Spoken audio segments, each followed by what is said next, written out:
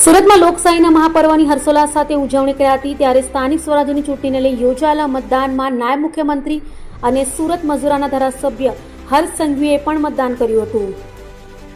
સુરતમાં સ્થાનિક સ્વરાજ્યની ચૂંટણીનું મતદાન સવારે 7 વાગ્યાથી શરૂ થયું છે ત્યારે નાયબ મુખ્યમંત્રી હર્ષ સંઘવીએ પણ પરિવાર સાથે મતદાન કર્યું હતું। હર્ષ સંઘવીએ જણાવ્યું હતું કે લોકશાહીનો આ સૌથી મોટો પર્વ સ્થાનિક સ્વરાજ્ય 2026ની ચૂંટણીની આજે મતદાનની શરૂઆત વહેલી સવારથી જ થઈ ચૂકી છે।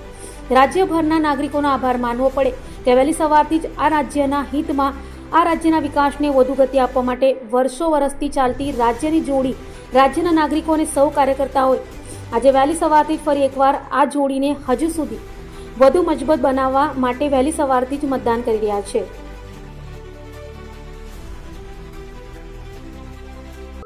સાહેબ આજે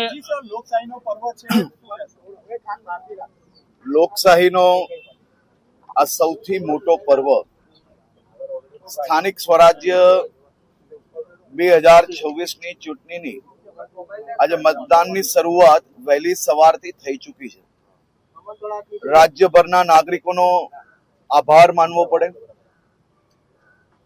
કે વહેલી સવારથી જ આ રાજ્યના હિતમાં આ રાજ્યના વિકાસને વધુ ગતિ આપવા માટે વર્ષો વર્ષથી ચાલતી રાજ્યની જોડી રાજ્યના નાગરિકો અને સૌ કાર્યકર્તાઓ કે આજે વહેલી સવારથી ફરી એકવાર આ જોડીને હજી વધુ મજબૂત બનાવવા માટે વહેલી સવારથી મતદાન કરી રહ્યા છે।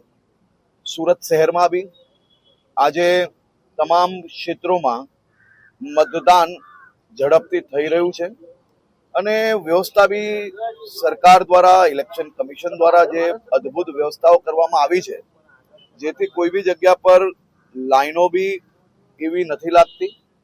સાથે સાથે ગરમી હોય તો ORS થી લઈને પાણીથી લઈને છાસ લીંબુ પાણી આ બધી જ વ્યવસ્થાઓ જે અલગ અલગ જગ્યા પર કરવામાં આવી છે જેથી સીધો મતદાતાઓ જે આવે તેને એનો લાભ મળી શકે અને કોઈ બી પ્રકારની અગવડતા એને ના પડે। પર ગુજરાતની જનતા અને ટીમ ગુજરાત એ સાથે મળીને એક નવો ઇતિહાસ બનાવવા માટે આગળ વધી રહ્યા છે। ગુજરાતના નાગરિકોને બદનામ કરનાર લોકોને 100% હિસાબ કરવા માટે ગુજરાતના નાગરિકો સંપૂર્ણ સજ્જ છે।